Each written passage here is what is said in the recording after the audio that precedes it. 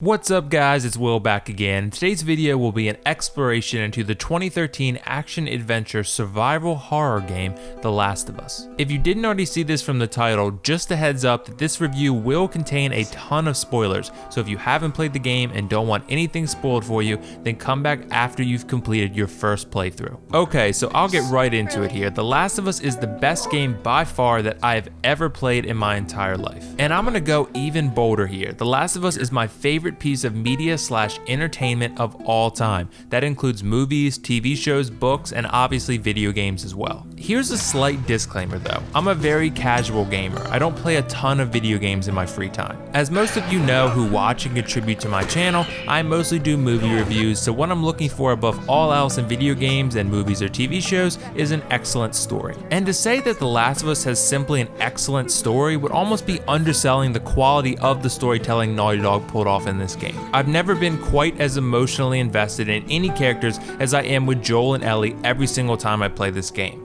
I've completed The Last of Us in its entirety 13 times now, and each and every time I hit that final scene where Joel lies to Ellie about the fireflies, and I have that almost indescribable feeling of uneasiness and even sadness after what all three of us have been through together. The thing that makes video games unique are the fact that they grant you the ability to become much more than just a spectator, but rather a contributor and integral part of the story being told. When I was playing as Joel, I felt the brutality of my actions and, in my opinion, the necessity for them. When I was playing as Ellie, I felt like a kid that's naturally adapted to this crazy world because it's all you've ever known. This all comes back to the connection and bond that I formed with these characters over the 15 or so hours that I've spent with them on their journey across this broken world where brutality is, for all intents and purposes, linked to your survival. To be completely honest, I wasn't always sure that The Last of Us was going to be an incredible experience for me. I'd love to say that right when I started playing this game, I knew it was going to be the greatest game I've ever played, but that's not the case. I knew this game had great reviews and was being praised by pretty much everyone, so I thought that when they remastered it for the PS4, it was worth checking out. I was absolutely captivated by the opening scenes that ultimately end in quite possibly the most emotional scene in this entire game, and that's Sarah's death. This scene sets the tone for the entire game by showing you right off the bat that this world has become a very unforgiving one in the midst of all this chaos. It also lays the groundwork for Joel's eventual father-daughter-like relationship with Ellie that is obviously explored in depth over time and adventures together. But after these opening scenes, you go into the part of the game that had me slightly concerned. I like to refer to it as the tutorial period. During the tutorial period, you as Joel mostly spend your time with Tess exploring the game's mechanics, controls, and so forth while you hunt down Robert and try to get the guns back he stole from you guys. As I was playing through this intro part for the first time, I remember thinking to myself, this game is okay, but I don't think it's nearly as good as everyone claims it is. But once Ellie is introduced into this story, everything changed. The dynamic of Tess and Joel, the stakes, everything. Once Ellie is introduced, this game truly becomes The Last of Us and fully begins to take on an identity that's unlike any other piece of storytelling I've personally ever experienced. I really enjoyed Tess as a character, but having played through this game so many times now, I understand that her death was a necessity to make room for the exploration of Joel and Ellie's ever-evolving relationship. And once Tess is out of the picture and Joel and Ellie hit the road together, this game becomes transcendent. Naughty Dog definitely tries to drop subtle hints as to where this game is headed as well. The first being the big one in that Joel and Ellie are on the front cover of this game, so you pretty much know that this is their story that's being told here. Another one is when Joel, Ellie, and Tess are headed to the Capitol building to drop off Ellie to the Fireflies, and Joel looks at Ellie and then touches his watch that was given to him by Sarah in the beginning of the game. This is a subtle hint that Ellie in some ways reminds Joel of Sarah, and that eventually he will form a similar connection with Ellie, even though he was extremely resistant at first. As Joel and Ellie travel through Pittsburgh and Wyoming and other areas, you see that Joel is slowly but surely building up a real connection with Ellie that actually ended up happening pretty naturally. He eventually trusts Ellie and, dare I say, forms a reliance on her because she brings him back to the point where he felt like himself again. Joel's referred to himself as a survivor ever since the outbreak, and that's a pretty fitting description considering he's done a lot of things I'm sure he's not proud of. But to me, these things were all done out of necessity, and I never personally felt like Joel or Ellie were doing bad things for bad reasons. You can look at their actions a ton of different ways, but to me they always do what they have to do in order to ensure the completion of their mission, and more importantly, their survival. Joel eventually begins to realize his growing reliance on Ellie, and that's why he tries to have Tommy take her to the Fireflies instead. He's scared of losing another person he really cares about, so he'd rather just be done with the whole thing and move on. The fight between Ellie and Joel was one of the best acted, written, and most emotional scenes I've ever experienced, and you can hear how it affected Joel in the cracking of his voice. But in this crazy, chaotic, and unforgiving world, as we saw with Henry and Sam, you can never get too connected with people because they may be taken from you at any moment. That scene where Henry shot Sam and then himself was the moment where I was like, holy shit, did that just happen? This game is full of shocking and dark moments like this, and it left me simply amazed. This game is truly about our two main protagonists and their own personal developments though, as well as the development of the relationship that occurs over all 4 seasons. I really loved all 4 seasons because they each brought something different to the table, but I, like most others seem to, prefer the winter chapter over all others. This is due to a couple things really. The first being that we get to spend some solo time with Ellie after Joel's life-threatening injury and see firsthand how strong and capable and compelling of a character she is. The second reason being that we got a very unique and identifiable villain in the form of David that raised the stakes of the story that much higher. Both these things combined with the sheer excitement and action of this season in totality made it my favorite season. Okay, so let's transition back to the topic of Joel and Ellie's relationship because like I said, that's what this game is truly all about. The thing that got me so wrapped up in this game emotionally was that Naughty Dog made it so easy for me to slide right into Joel's shoes and feel what he's feeling in regards to his absolute need to keep Ellie alive. He's already lost one daughter, and now that he's formed this father-daughter-like connection with Ellie, he'll do anything and everything in his power to keep her safe. Now, the most controversial sequence of events in this game are the events that unfold in the climax of the story at the Firefly Hospital in Salt Lake City, Utah.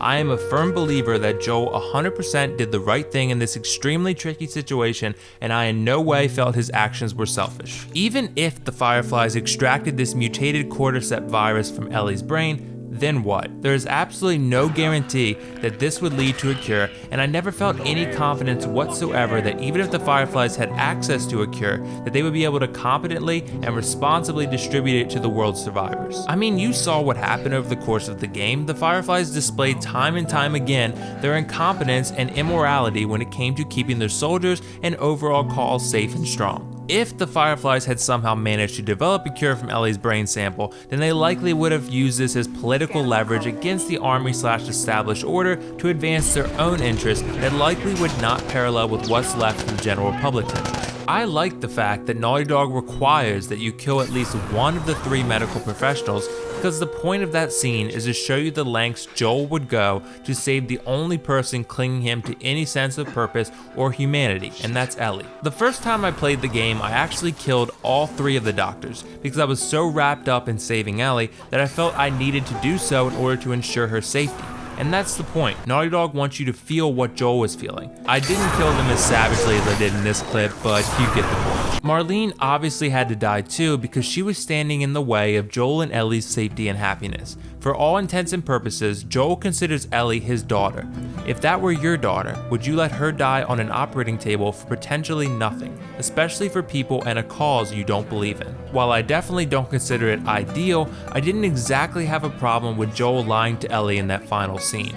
As a parent, which Joel essentially is at this point, you cannot let your 14-year-old child make a life and death decision like that on their own. Some will argue Joel saved and lied to Ellie for purely selfish reasons, but I disagree with that assessment. Joel is looking out for Ellie's best interests as any parent would, and if he told her the truth, she'd likely run off and try to find what's left of the Fireflies and sacrifice herself for a potential cure. While Ellie is certainly mature for her age, considering all she's been through, there are too many moving pieces in this decision for her to make such a rash decision on her own. I should also mention that the other characters in this game were also very compelling and unique. All the characters were extremely well acted, and if you want more information about the actors themselves and the whole process, I highly encourage you check out the awesome documentary called Grounded: The Making of The Last of Us, which can be viewed in its entirety on YouTube for free. I'll leave a link in the description for you guys, but I highly recommend you check it out. It's fantastic. The interactions Joel and Ellie have with characters like Henry and Sam in Pittsburgh, and Marlene back in Boston, and Bill in his town, and Tommy in his town are all extremely well written, and these characters are full of life and add a lot to the story being told. each character had a very definitive and distinct personality and had a rich backstory that could be explored in a lot of different ways. The thing I thought about with all these characters is that we really can't apply our current code of ethics and morality to their decision making. The world has changed for the worse, and in order to endure and survive, tough decisions must be made. David is the perfect example of this, because while I definitely consider him to be a villain, in his eyes he does what he needs to do in order to survive, which you could argue Joel and Ellie do as well. Okay, so as for the gameplay itself, obviously the AI isn't perfect, but it's really the only knock I can put on this game. I felt the combat and crafting systems were both exceptionally well done and very intuitive to use. I really liked the upgrading of my weapons and skills and crafting items to deal with infected and humans alike however I saw fit. In regards to the AI, there was probably not a better way to approach the whole Ellie being invisible thing, because the AI just isn't there, and if she was seen, she would probably be getting you killed like 24/7.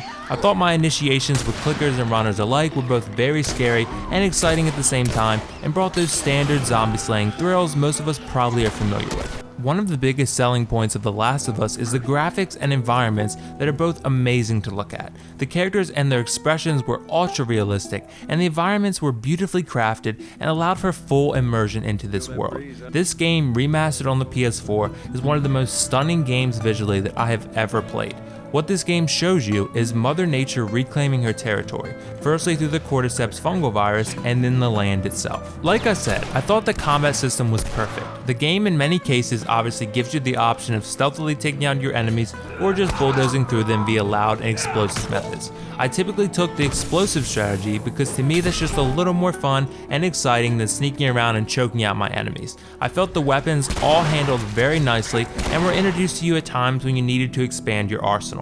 Supplies are supposed to feel limited, and they always did for me, even on normal difficulty. I never felt like I was a powerhouse with a load of ammo and weapons at my disposal. This game also had a decent amount of really scary scenes as well. The two that come to mind are the infamous basement scene in the hotel in Pittsburgh and the subway scene back in Boston. These scenes left me with some extremely sweaty palms and a feeling of pure fear, which just goes to show how high the immersion level is for this game. Another aspect of this game I want to mention is the soundtrack. I've never experienced music in a game or movie that affected me on such a deep level. The soundtrack, written by Gustavo Santaolalla, is beautifully dark and somber, and it sets the tone for each dramatic scene in such an amazing way. It's so good that I actually listened to the Last of Us soundtrack on Spotify, which I've never done for any soundtrack before ever. I highly recommend checking it out because it's that good. Once again, you can see more about how the music for The Last of Us was made in the documentary Grounded, The Making of The Last of Us, here on YouTube. Okay, so the last thing I want to discuss are my thoughts for a potential sequel. I know the Last of Us fan base is quite divided on this topic because some people feel like Joel and Ellie's story is complete and a sequel featuring these two would be a retread of the original. Others feel The Last of Us is a story about Joel and Ellie and it wouldn't be the same without them. I tend to sit in this group. To me, The Last of Us is Joel and Ellie's story, and without them it would not be the same series. I'm so connected to these characters that I need more, and I personally don't feel their story is complete. I think there's a lot of directions Naughty Dog could potentially take this. I completely trust Neil Druckmann to do whatever he thinks is best though. I will buy and play and probably love the game either way, but to me, I'd much rather it feature Joel and Ellie again than supporting characters from the original or new characters altogether. So in conclusion, I still to this very day am in love with this game. It's affected me on a very emotional level, unlike any other piece of entertainment or media ever has before. I've completed the game 13 times now, and each and every time I feel that connection with Joel and Ellie that is completely and utterly special to me. That's the only way I can describe it. This game is brutal, it's dark, it's scary, it's emotional, it's action-packed, and its characters feel more real to me than any characters I've ever experienced.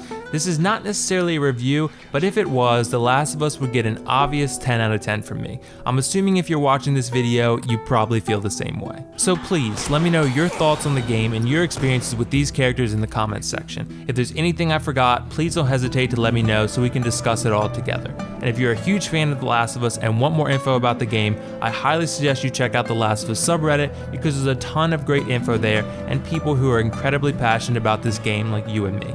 Thanks again for watching. This is WillFoxification signing off. I'll see you guys soon.